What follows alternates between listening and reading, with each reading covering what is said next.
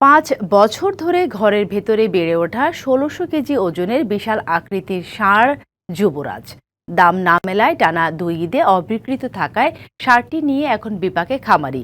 যুবরাজের খাবারের বিশাল খরচ যোগাতে খাচ্ছেন হিমশিম। গোয়ালঘরের ভেতরেই কেটে গেছে 5টি বছর।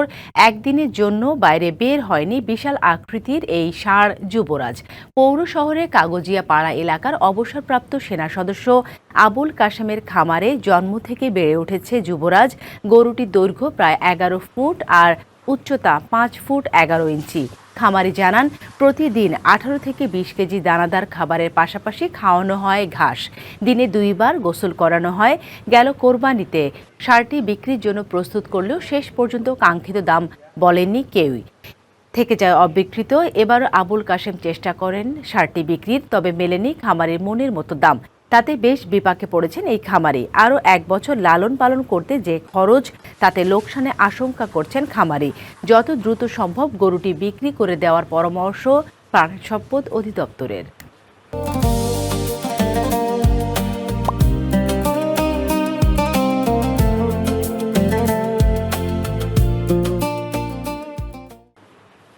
মোটা তাজা গরু করে করবো কি, আমরা তো বিক্রি করতে পারি না। পঞ্চগড়ে এক লোক বানাইছিল ১৬০০ কেজি ওজনের এক গরু, কিন্তু বিক্রি করতে পারেনি, দাম পায় না, বাজার পাই না। যেহেতু ঢাকা শহর থেকে আমাদের পঞ্চগড় জেলা অনেক দূরে, আমাদের গরু বিক্রি করতে অনেক সমস্যা হচ্ছে। আমি 5টা দিয়ে শুরু করছি, এখন বর্তমান আমার খামারে 35টি গরু আছে।